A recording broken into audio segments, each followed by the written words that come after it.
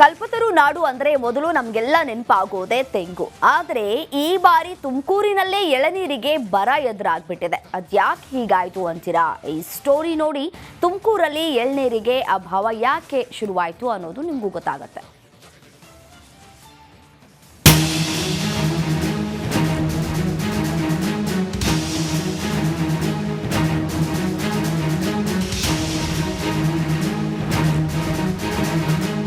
ತುಮಕೂರು ಕಲ್ಪತರ ನಾಡು ಎಳೆನೀರು, ತೆಂಗು, ಕೊಬ್ಬರಿಗೆ ಫೇಮಸ್.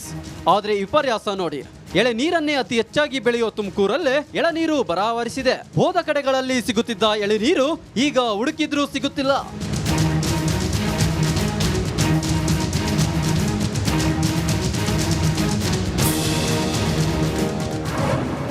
ತುಮಕೂರಲ್ಲಿ ಎಳೆನೀರಿಗೆ ಅಭಾವ, ಗಗನ ಮುಟ್ಟಿದ ಎಳೆನೀರಿನ ದರ. ತುಮಕೂರಿನಲ್ಲಿ ಎಳೆನೀರಿಗೆ ಫುಲ್ ಡಿಮ್ಯಾಂಡ್ ಕ್ರಿಯೇಟ್ ಆಗಿದೆ. ದರವಂತೂ ಗಗನ ಮುಟ್ಟಿದೆ. 30 ರಿಂದ 40 ರೂಪಾಯಿಯಷ್ಟಿದ್ದ ಒಂದು ಎಳೆನೀರಿನ ದರ ಇದೀಗ 70 ರಿಂದ 80 ರೂಪಾಯಿಗೆ ತಲುಪಿದೆ. ಅಷ್ಟೇ ಅಲ್ಲ, ಹಲವೆಡೆ ಎಷ್ಟಾದ್ರೂ ಸರಿ ಹಣ ಕೊಡ್ತೀನಿ ಅಂದ್ರೂ ಎಳೆನೀರು ಸಿಗದಂತ ಪರಿಸ್ಥಿತಿ ನಿರ್ಮಾಣವಾಗಿದೆ. ಎಳ್ಳಿ ರೈಟು ಅಂತಂದರೆ ಮಾಲು ಎಲ್ಲೂ ಸಿಗ್ತಾ ಇಲ್ಲ. ಇಲ್ಲಿ ಹುಡುಕಿದ್ರು ಮಾಲ್ಗಳಿಲ್ಲ. ಈ ಸತಿ ಮಾಲಿಗೆ ತುಂಬ ತೊಂದರೆ ಆಗಿದೆ. ರೈತ ಬೆಳೆಗಳು ಇಲ್ಲ. ಈಗ ಲಾಸ್ಟ್ ಕಾಯಿಗಳು ಎಳ್ನೀರುಗಳು ಬೇರೆ ಸಿಗ್ತಾ ಇಲ್ಲ. ಅದರಿಂದ ಒಂಚೂರು ಪರದಾಟ, ತುಮಕೂರು ಜಿಲ್ಲೆ ಅಂತೂ ಪರದಾಟ ಆಗಿದೆ. ಎಲ್ಲಿ ಹುಡುಕಿದ್ರು ಎಳ್ನೀರು ಸಿಗ್ತಾ ಇಲ್ಲ. ಅದಕ್ಕೆ ಜನಗಳಿಗೆ ತುಂಬ ಹುಷಾರಿಲ್ದಂಗೆ ಆಗಿರೋದ್ರಿಂದ ತುಂಬ ತೊಂದರೆ ಆಗ್ತಾಯಿದೆ. ಒಂಚೂರು ಅನುಕೂಲ ಆಗಂಗೆ ಈ ಕೊಬ್ಬರಿ ರೇಟ್ ಜಾಸ್ತಿ ಆಗ್ತಾಯಿದೆ ಅಂತ, ಕೊಬ್ಬರಿ ರೇಟ್ ಜಾಸ್ತಿ ಆಗೈತೆ ಅಂತ ಏನಿಲ್ಲ, ಈಗ ಆಗ್ತಾ ಇರೋದು. ಅದರ ಅವಶ್ಯಕತೆ ಇಲ್ಲ. ಬೆಳೆ ಕಡಿಮೆ, ಮಳೆ ಇಲ್ಲ, ಬೆಳೆ ಫಸಲು ಕಡಿಮೆ ಐತೆ. ಅದರಿಂದ ಒಂದು ಸ್ವಲ್ಪ ತೊಂದರೆ ಆಗ್ತೈತೆ. ತುಮಕೂರು ಜಿಲ್ಲೆಯಲ್ಲಿ ಕೇವಲ 7 ರಿಂದ 8 ಸಾವಿರ ಇದ್ದ ಒಂದು ಕ್ವಿಂಟಲ್ ಕೊಬ್ಬರಿ ದರ ಇದೀಗ ಬರೋಬ್ಬರಿ 17 ರಿಂದ 18 ಸಾವಿರಕ್ಕೆ ದಾಟಿದೆ. ಹೀಗಾಗಿ ರೈತರು ಎಳೆನೀರು ಕೊಡಲು ಹಿಂದೇಟು ಹಾಕುತ್ತಿದ್ದಾರೆ. ಪರಿಣಾಮ ಮಾರುಕಟ್ಟೆಗೆ ಎಳೆನೀರು ಬರ್ತಿಲ್ಲ. ಇದೇ ಕಾರಣಕ್ಕೆ ಎಳೆನೀರಿನ ದರ ದುಪ್ಪಟ್ಟಾಗಿದೆ. 16 ವರ್ಷಗಳಿಂದ ಎಳೆನೀರು ವ್ಯಾಪಾರವನ್ನೇ ನಂಬಿಕೊಂಡು ಬಂದಿದ್ದ ವ್ಯಾಪಾರಸ್ಥರು ಇದೀಗ ಎಳೆನೀರು ವ್ಯಾಪಾರ ಕೈಬಿಟ್ಟು ಬೇರೆ ವ್ಯಾಪಾರದ ಕಡೆ ಮುಖ ಮಾಡಿದ್ದಾರೆ. ಬೇಸಿಕಲಿ ಎಳ್ನೀರು 70 ರೂಪೀಸ್ ಆಗಿರೋದು ತುಮಕೂರಲ್ಲಿ this first time which I C. ನಾನೊಂದು 4-5 ಇಯರ್ಸಿಂದ ತುಮಕೂರಲ್ಲಿದ್ದೀನಿ. ನಾವು 30-40ಗೆಲ್ಲ ಎಳ್ನೀರು ಸಿಗ್ತಾಯಿತ್ತು. ಈವನ್ ಇಲ್ಲೂ ತುಮಕೂರಲ್ಲಿ ಒಂದು 30-40ಗೆಲ್ಲ ಸಿಗ್ತಾಯಿತ್ತು. ಸೊ 70 ರೂಪೀಸ್ ಅಂದರೆ ಹಿಸ್ಟ್ರಿಯಲ್ಲಿ ತುಮಕೂರಲ್ಲಿ ಹ್ಯೂಜ್ ಅಮೌಂಟ್ ಆಗಿದೆ. ಸೊ ಬೇಸಿಕಲಿ 30-40 ಅಂದರೆ ಏನೋ ಅಫೋರ್ಡ್ ಆಗುತ್ತೆ ಎಲ್ಲರಿಗೂ, ಎಕನಾಮಿಕಲ್ ರೇಟು. ಸೊ ಇದು ನಾನು ಇಲ್ಲಿ ಬರ್ತಾ ಇರೋದು ಲಾಸ್ಟ್ ವೀಕ್ ಬಂದಾಗ 60 ರೂಪೀಸ್ ತಗೊಂಡಿದ್ರು ಇವರೇ, ಸೇಮ್ ಇಲ್ಲೇ. ಸೊ ಈಗ ವಿತಿನ್ 7 ಡೇಸಲ್ಲಿ 10 ರೂಪೀಸ್ ಜಾಸ್ತಿ ಆಗಿದೆ.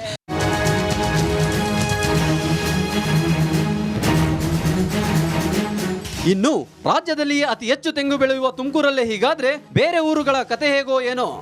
ಜಗದೀಶ್ ಮಾಚಗಟ್ಟ, ರಿಪಬ್ಲಿಕ್ ಕನ್ನಡ, ತುಮಕೂರು. ಇಲ್ಲಿ ಸ್ಥಳಕ್ಕೆ ಕರ್ಕೊಂಡ್ಬಂದು ತೋರ್ಸೋಣ ಅಂದರೆ ಇಲ್ಲಿ ಏನಾಗೈತೆ ಗೊತ್ತಾ, ಇಲ್ಲಿನ ಸ್ವಚ್ಛನೇ ಇಲ್ಲ. ಏನಾದರೂ ಅಧಿಕಾರಿಗಳು ಮತ್ತು ಜನಪ್ರತಿನಿಧಿಗಳು ಎಚ್ಚೆತ್ತು ಹಿರೇ ಮದಕರಿ ನಾಯಕರ ಸಮಾಧಿಯನ್ನ ಉಳಿಸೋಕೆ ಮುಂದಾಗ್ತಾರಾ ಅಂತ ಕಾದ್ ನೋಡ್ಬೇಕಷ್ಟೇ. ವಿಠಲ್ ಕ್ಯಾರವಾಡ್, ರಿಪಬ್ಲಿಕ್ ಕನ್ನಡ, ದಾವಣಗೆರೆ. ಪೂಜೆ ಪುನಸ್ಕಾರ ನಡೆಯಿತು. ಈ ವೇಳೆ ನೂರಾರು ಭಕ್ತರು ದೇವಿಯನ್ನ ಕಣ್ತುಂಬಿಕೊಂಡು ಪುನೀತರಾದರು.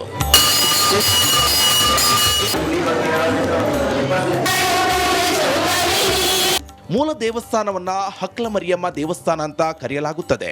ಈ ದೇಗುಲದಲ್ಲಿ ಸುಮಾರು 37 ದೇವರ ಮೂರ್ತಿಗಳನ್ನ ಪ್ರತಿಷ್ಠಾಪಿಸಲಾಗಿದೆ. ಇದಕ್ಕೆ ದೇವಿ ಪಂಚಾಯತ್ ಅಂತ ಕರೆಯಲಾಗುತ್ತೆ. ಇನ್ನು ಒಂದೇ ಗರ್ಭಗುಡಿಯಲ್ಲಿ ನವದುರ್ಗೆಯರು ಮೂರ್ತಿಗಳಿರುವಂತಹ ದೇವಸ್ಥಾನಗಳು ರಾಜ್ಯದಲ್ಲಿ ವಿರಳವಾಗಿದೆ. ಒಂದು ಮಂಗಳೂರಿನಲ್ಲಿ ಇದ್ರೆ ಇನ್ನೊಂದು ಹಾವೇರಿಯಲ್ಲೇ ಇರೋದಂತೆ. ಈ ನವದುರ್ಗ ದೇವಸ್ಥಾನ ಮೂಲ ಹಕ್ಕಲು ಮರಿಯಮ್ಮ. ಇದು ಹಾವೇರಿಯ ರೈಲ್ವೆ ಸ್ಟೇಷನ್ನ ಬಳಿ ಇದೆ.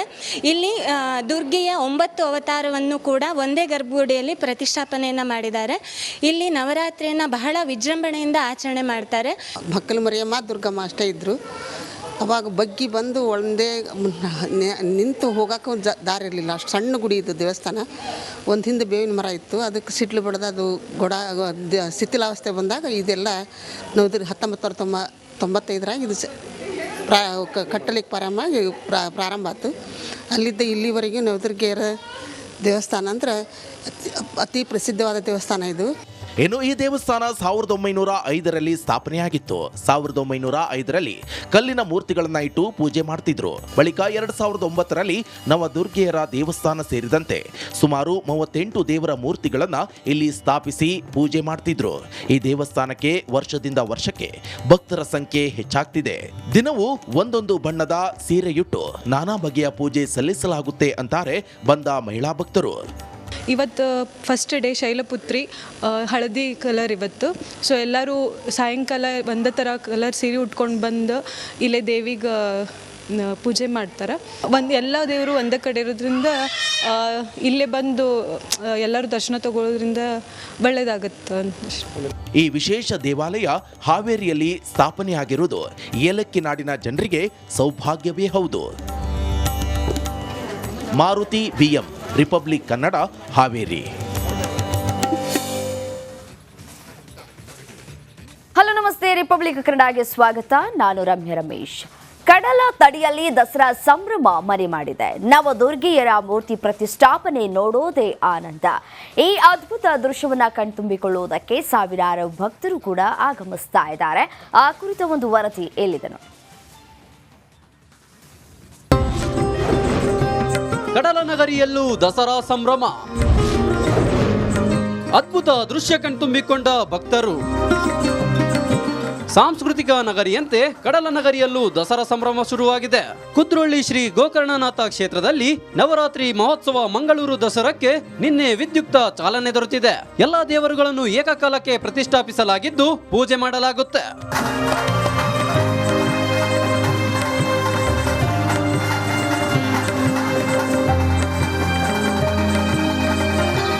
ಮಾನವ ಧರ್ಮವನ್ನು ಸಾರಿದಂತಹ ಜಗದ್ಗುರು ಬ್ರಹ್ಮಶ್ರೀ ನಾರಾಯಣ ಗುರುಗಳಿಂದ ಸ್ಥಾಪಿಸಲ್ಪಟ್ಟಂತಹ ಕುದ್ರೋಳಿ ಗೋಕರ್ಣನಾಥ ಕ್ಷೇತ್ರದಲ್ಲಿ 1935ರಿಂದಲೂ ಶಾರದಾ ಮಹೋತ್ಸವವನ್ನು ಆಚರಿಸಿಕೊಂಡು ಬರ್ತಾ ಇದ್ದೆವು. ತದನಂತರ ಶ್ರೀ ಕ್ಷೇತ್ರ ನವೀಕರಣಗೊಂಡ ನಂತರ ಮಾನ್ಯ ಶ್ರೀಮಾನ್ ಬಿ ಜನಾರ್ದನ್ ಪೂಜಾರಿ ಅವರ ಒಂದು ಮಾರ್ಗದರ್ಶನದಲ್ಲಿ ಮಂಗಳೂರು ದಸರಾವನ್ನು ನಾವು ಆಚರಿಸಿಕೊಂಡು ಬರ್ತಾ ಇದ್ದೇವೆ. ಶಾರದಾ ಮಾತೆಯೊಂದಿಗೆ ನೀವು ನೋಡ್ತಾ ಇದ್ದೀರಿ, ನವದುರ್ಗೆ, ಮಹಾಗಣಪತಿ ಹಾಗೂ ಆದಿಶಕ್ತಿಯ ಒಂದು ಪ್ರತಿಷ್ಠಾಪನೆ ಈಗಾಗಲೇ ಆಗಿದೆ. ಕುದ್ರೋಳಿ ಕ್ಷೇತ್ರದ ಅಭಿವೃದ್ಧಿಯ ರೂವಾರಿ ಕೇಂದ್ರದ ಮಾಜಿ ಸಚಿವ ಬಿ ಜನಾರ್ದನ ಪೂಜಾರಿ ಈ ಬಾರಿಯ ಮಂಗಳೂರು ದಸರಾಕ್ಕೆ ದೀಪ ಬೆಳಗಿಸುವ ಮೂಲಕ ಚಾಲನೆ ನೀಡಿದರು.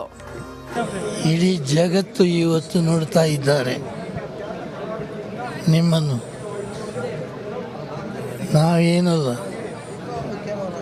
ಎಲ್ಲ ನೀವೇ. ಇಂತಹ ಸಂದರ್ಭ ನಿಮಗೆ ಸಿಗಲಿಕ್ಕಿಲ್ಲ. ಕಣ್ಮನ ಸೆಳೆಯುವ ದಸರಾ ದರ್ಬಾರ್ ಮಂಟಪ ಮಂಗಳೂರು ದಸರಾದ ಮತ್ತೊಂದು ವಿಶೇಷ. ಶಿಲಾ ಬಾಲಕಿಯರು ದಶಾವತಾರದ ಕಲಾಕೃತಿಗಳು ಮಂಟಪದ ಕಂಬಗಳಲ್ಲಿ ರಾರಾಜಿಸುತ್ತಿವೆ. ಪ್ರತಿನಿತ್ಯ ಧಾರ್ಮಿಕ ಸಾಂಸ್ಕೃತಿಕ ಕಾರ್ಯಕ್ರಮಗಳು ನಡೆಯಲಿವೆ. 13ರ ಸಂಜೆ ವೈಭವದ ಶೋಭಾಯಾತ್ರೆ ನಡೆಯಲಿದ್ದು 14ರ ಬೆಳಗ್ಗೆ ಕದ್ರೋಳಿ ಕೆರೆಯಲ್ಲಿ ಮೂರ್ತಿ ವಿಸರ್ಜನೆ ನಡೆಯಲಿದೆ. ಅದ್ದೂರಿ ದಸರಾ ಕಣ್ತುಂಬಿಕೊಳ್ಳಲು ಲಕ್ಷಾಂತರ ಮಂದಿ ಭಾಗವಹಿಸಲಿದ್ದಾರೆ. ದಿವಾಕರ್ ಪದ್ಮುಂಜ ಜೊತೆ ದಿನೇಶ್ ಕಾಶಿಪಟ್ನ, ರಿಪಬ್ಲಿಕ್ ಕನ್ನಡ, ಮಂಗಳೂರು.